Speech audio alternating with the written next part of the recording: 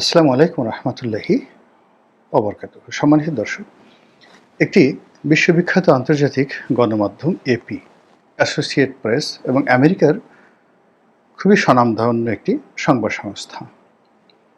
তো সেই সংবাদ সংস্থায় নাতি দীর্ঘ একটি সাক্ষাৎকার দিয়েছেন জনাব সজীব ওয়াজেদ জয়, এবং সেই সাক্ষাৎকারটির উপর ভিত্তি করে ভারত, আমেরিকা, ইংল্যান্ড, তারপর কানাডা এবং অন্যান্য যে সকল দেশের সঙ্গে বাংলাদেশের রাজনীতি জড়িত, ওতপ্রোতভাবে জড়িত, তারা অত্যন্ত গুরুত্বের সঙ্গে তার সেই সাক্ষাৎকারটি নিয়ে খুবই ইতিবাচক বিচার করেছে, বিশ্লেষণ করেছে এবং নানা রকম তাদের যে মন্তব্য, সেই মন্তব্য তারা প্রকাশ করেছে।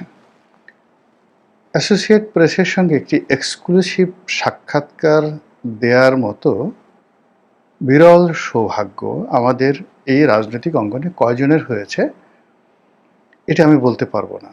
তবে সমসাময়িক কালে যদি আপনি জামাতের আমির ধরেন, জনাব তারেক রহমান সাহেব ধরেন,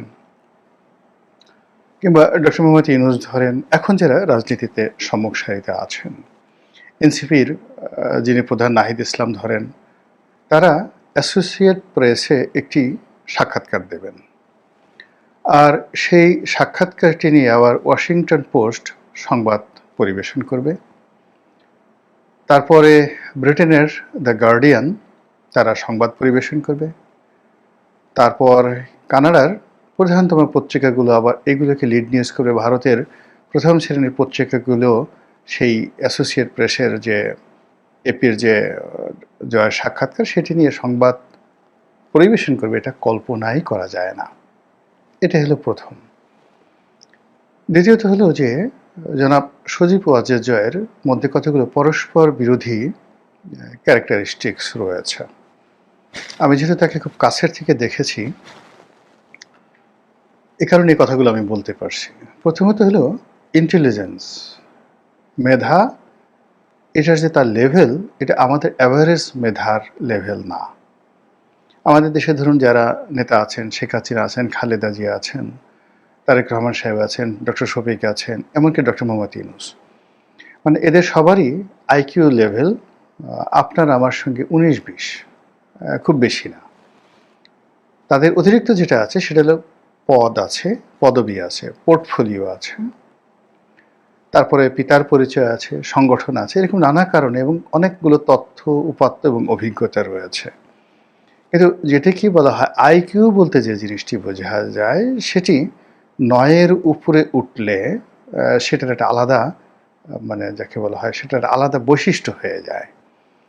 এবং সেই বৈশিষ্ট্যের কারণে দেখবেন যাদের আইকিউ লেভেল অ্যাবভ 9, তারা অনেকটা বহেমিয়ান, অনেকটা যাকে বলা হয় নির্লিপ্ত, দুনিয়ার কোনো কিছুর প্রতি তাদের এরকম কোনো লোভ, লালসা, কামনা, বাসনা, ক্রোধ ইত্যাদি কোনো কিছুই কাজ করে না। তো জনাব সজীব ওয়াজেদ জয়ের যে আইকিউ লেভেল, এটি 9-এর উপরে, আমি এটি লিখে দিতে পারি। এবং এই কারণে আমাদের দৃষ্টিতে আমরা যারা সাধারণ মানুষ, কেউ তাকে অটিস্টিক বলার চেষ্টা করেছি, কেউ তাকে পাগল বলার চেষ্টা করেছি, কেউ তাকে বোকা, বেকুব, আমরা বরিশালের আঞ্চলিক ভাষায় বলি যে বলদ, এগুলো বলার চেষ্টা করেছি। কিন্তু আপনি যদি তার ড্রেস কোড দেখেন, অর্থাৎ যখন তিনি সুটেড বুটেড থাকেন, ভালো পোশাক আশাক পরেন, তখন আপনি দেখবেন যে এক্সট্রিম লেভেলে it looks like Barack Obama, it looks like যাকে বলা হয় Bill Clinton, John F Kennedy অথবা রোনাল্ড রিগান। আপনি জয়ের সবচেয়ে ভালো পোশাকগুলো পরে, হেয়ার স্টাইল করে তিনি যখন যে ছবিগুলো দিয়েছেন, ওই জিনিসগুলো আপনি দেখেন। আর আবার যখন তার বহেমিয়ান যে অবস্থা, একটা গেঞ্জি পরেন, হাতে কতগুলো যাকে বলা হয় ওই ট্যাটু আঁকা, তারপর সেই এলোমেলো চুল, কুকুর নিয়ে বসে আছেন, হাফ প্যান্ট পরা, এগুলো দেখলে আপনার কাছে মনে হবে যে নগর বাউল জেমসের মতোই তার একটা বহেমিয়ান জীবন। এটা হলো আমার দৃষ্টিতে। তিনি যখন ইংরেজি বলেন, তিনি এবং পুতুল তার দুজনই তাদের ইংরেজির মান, প্রোনাউন্সিয়েশন এবং একই সঙ্গে উপস্থাপন এবং উপস্থাপনের যে ঢং, এটা আমাদের এই সাবকন্টিনেন্টে বিলাল ভুট্টোর সঙ্গে শুধু তুলনা করা যেতে পারে। এমনকি ওই যে রাহুল গান্ধীও জয়ের মতো এত সুন্দর ইংরেজি বলতে পারেন না। বিলাল ভুট্টো, তারপরে হিনা রব্বানী খার, পাকিস্তানের যে পররাষ্ট্রমন্ত্রী, এই দুজনের ইংরেজি খুবই ভালো মানের ইংরেজি। ঠিক এই ইংরেজির লেভেল জয় এবং পুতুলের রয়েছে। তো কাজেই এপির মতো একটা প্রতিষ্ঠানের সঙ্গে আপনি যতই আপনাকে স্ক্রিপ্ট রেডি করে দেওয়া হোক, ধরুন আপনি $1 মিলিয়ন খরচ করে লবিং করে এপির একটা সাক্ষাৎকার দিলেন, কিন্তু আপনার যদি ইংরেজি জানা না থাকে এবং ইংরেজিতে আপনি বলতে না পারেন, এবং ইংরেজির দুটো, অর্থাৎ আপনাকে যারা প্রশ্ন করছে সেই প্রশ্নটা আপনাকে বুঝতে হবে এবং সে অনুযায়ী আপনাকে রিপ্লাই করতে হবে। তো সেই দিক থেকে তার এই সাক্ষাৎকারটি নিঃসন্দেহে তার যে আইকিউ লেভেলের যে এক্সট্রিম যে জায়গাটি ইতিবাচক, সুটেড অ্যান্ড বুটেড, সেটারই প্রতিফলন ঘটেছে। আর এই কদিন আমরা গত কয়েক মাসে তাকে বারবার তাকে নিয়ে যে ট্রল করেছি, আমরা তার বোহেমিয়ান যে দিকটি রয়েছে সেটি নিয়ে ঠাট্টা মশকরা করেছি। ফলে কি হলো, অল সাডেন যখন তাকে নিয়ে ভীষণ রকম মাতামাতি হচ্ছে, তার বক্তব্য নিয়ে, তার বক্তব্যের সারবস্তু নিয়ে, এবং হঠাৎ করে এই বক্তব্যের কারণ এবং এটা নিয়ে বিশ্ব গণমাধ্যম, যারা বিশ্ব রাজনীতির মোড়ল, মানে ওয়াশিংটন পোস্টের মতো একটা পত্রিকা, তারা যখন কোনো বিজ্ঞাপন নেয়, এর আগে ডক্টর মোহাম্মদ ইউনূস এখানে বিশাল একটা বিজ্ঞাপন ছাপিয়েছেন জয়ের, এটা কোনো বিজ্ঞাপন নয়, যখন এইরকম একটা পত্রিকায় স্বতঃস্ফূর্তভাবে কোনো একটি খবর আসে, তখন ধরে নিতে হয় এর সঙ্গে আমেরিকার এবং পশ্চিমা দুনিয়ার যে নীতিগত সিদ্ধান্ত, সেই সিদ্ধান্তের কতগুলো কানেক্টিভিটি রয়েছে। এনিওয়ে, তো উনি যে কথাগুলো বলেছেন, খুব বেশি কথা বলেননি, যে কথার চম্বুক কতগুলো দিক ঘাটে পথে আমরা সবাই বলছি, সেটা হলো যে আওয়ামী লীগকে ছাড়া অর্থবহ একটি নির্বাচন হবে না, অংশগ্রহণমূলক একটি নির্বাচন হবে না, ইনক্লুসিভ একটি নির্বাচন হবে না, এবং এটিকে একটা ফ্রুটফুল ইলেকশন বলা যাবে না। সঙ্গতির কারণে প্রশ্ন আসতে পারে যে বিএনপিকে ছাড়া যে 3টি নির্বাচন হয়েছিল, সে ব্যাপারে ইনি কিছু বলেননি কেন? মূল বক্তব্য হলো সেটা তিনি কেন বলবেন, আর এটা বলারই বা দরকার কি? বিএনপিকে ছাড়া যে ইনক্লুসিভ নির্বাচন হয়নি, এটা তো আওয়ামী লীগ যে হাড়ে হাড়ে টের পেয়েছে এবং তার যে পতন, সেই পতনের মধ্যে একটা সিল মারা হয়ে গেছে। সেটা ওয়াজেদ সাহেব, সজীব ওয়াজেদ, জয় সাহেব বলুন আর না বলুন, ওটা বাস্তব। এবং সেটা থেকেই আওয়ামী লীগ যেভাবে শিক্ষা নিচ্ছে এবং যে কথাগুলো বলছে, এই কথার প্রেক্ষিতে আওয়ামী লীগকে ছাড়া যে একটা ভালো নির্বাচন সম্ভব নয়, এটা আমরা বলার চেষ্টা করছি। তাহলে আওয়ামী লীগ আর বর্তমান সরকার, আওয়ামী লীগ আর বিএনপি একই হয়ে গেল। বা বিএনপি যেভাবে 15 ফেব্রুয়ারি একটা নির্বাচন করেছিল, তো আওয়ামী লীগ 3টি নির্বাচন করে সেটার প্রতিশোধ নিয়েছিল, তোরা একবার করলি আমরা 3বার করে দিলাম। তো এটা ছক্কা পক্কা কাটাকাটি এরকমভাবে আমরা বাঙালিপনা করতে পারি, কিন্তু সামনে এগোনো যাবে না। জনাব জয় যে কথাগুলো বলেছেন, সে কথাটা হলো একটা নতুন দিগন্ত উন্মোচন করেছেন আলোচনার জন্য। সেখানে তিনি স্পষ্টতই যেটি বলার চেষ্টা করেছেন যে তার মায়ের যে সরকার ছিল, শেখ হাসিনার সরকার ছিল, সেই শেখ হাসিনার সরকার যে ব্রুটালিটি দেখিয়েছে, এটা অন্যায়, এটি ভুল। এখন এখানে আপনি অন্যায়, ভুল, ইংরেজি শব্দের অনেকগুলো অর্থ আপনি করতে পারেন এবং সেটার বিচার হবে, বিচার হওয়া উচিত, এই ব্যাপারে কোনো দ্বিমত নেই।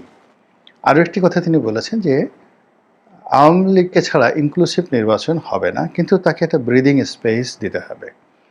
একেবারে নির্বাচন তফসিল ঘোষণা করা হলো, অলনে ছাড়েন আওয়ামী লীগের সুযোগ করে দেওয়া হলো, সেক্ষেত্রে আওয়ামী লীগের নির্বাচনে অংশগ্রহণ করবে না, আর অংশগ্রহণ করা তাদের পক্ষে সম্ভব না। এর কারণ হলো একটা নির্বাচনে জয়লাভ করার জন্য, প্রতিযোগিতা করার জন্য, দলকে গোছানোর জন্য যে ব্রিদিং স্পেস দরকার, এটা আওয়ামী লীগ পাচ্ছে না। ভালো কথা।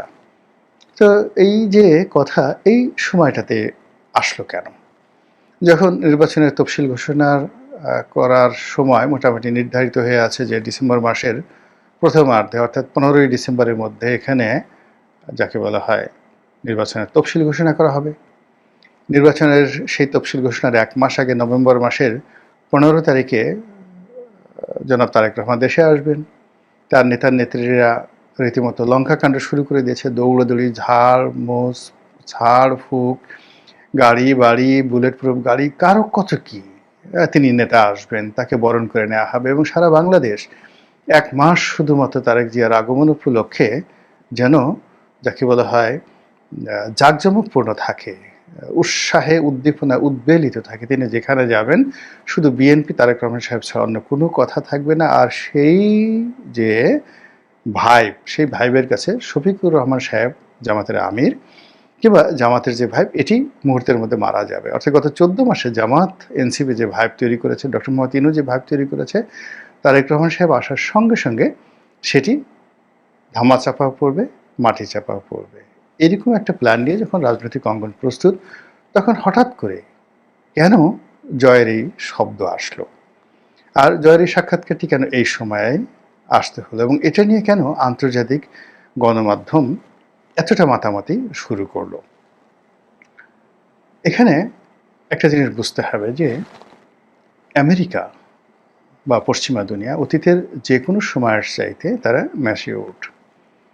60-এর দশকে, 70-এর দশকে, 80-এর দশকে তারা কমিউনিজম বিরোধী, অর্থাৎ যতদিন পর্যন্ত যাকে বলা হয় সোভিয়েত ইউনিয়ন ছিল, তাদের পুরো ফোকাসটা ছিল কমিউনিজম বিরোধী। এবং এই জন্য তারা, মানে আমরা গোখরা সাপ দেখলে যেভাবে ভয় পাই, কমিউনিজম দেখলে তারা ওইভাবে ভয় পেত। এবং ওখানে তাদের বিবেক বুদ্ধি খাটাতো না। কেউ কেজিবির কথা বলে, রাশিয়ার কথা বলে, চীনের কথা বলে, ভিয়েতনাম, কিউবার কথা বললে, চে গুয়েভারের কথা বলে, আমেরিকার অর্থ ভাণ্ডার এবং অস্ত্র ভাণ্ডার উজাড় করে দিয়ে তারা সেখানে সব কিছু করতো। তার প্রমাণ ভিয়েতনামের যুদ্ধ। আচ্ছা, এরপরে তাদের যেটি হলো, সোভিয়েত ইউনিয়নের পতনের পরে তারা প্রতিদ্বন্দ্বীহীন হয়ে পড়লো এবং তারা ছোট ছোট যুদ্ধ, যাদের যেটা দরকার ছিল না, নিজেরা সেই তাদের যারা মিত্র তাদের সাথে যুদ্ধ করা শুরু করে দিল। ওখানে তারা গাদ্দাফি, ওখানে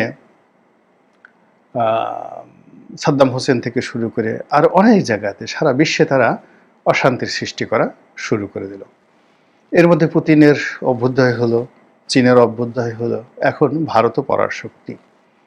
আর এই যে পরাশক্তির যে উদ্ভব, সেই উদ্ভবের মধ্যেই আমেরিকা খুব ভালোভাবে বুঝতে পেরেছে যে এখন তারা 60, 70, 80-র দশকে যে কাজগুলো করেছেন, কিংবা যখন তারা একক মানে ক্ষমতা লাভ করেছেন তখন তারা যে কাজগুলো করেছেন, কিংবা যেভাবে ওসামা বিন লাদেন তৈরি করেছেন, তাকে ধ্বংস করেছেন, তালেবান তৈরি করেছেন, তাদেরকে ধ্বংস করেছেন, তারপরে আফগান মুজাহিদিন তৈরি করেছেন, তাদেরকে ধ্বংস করেছেন। তো এই যে তৈরি করে এবং ধ্বংসের যে খেলা, এই খেলাটি এখন আর চলছে না।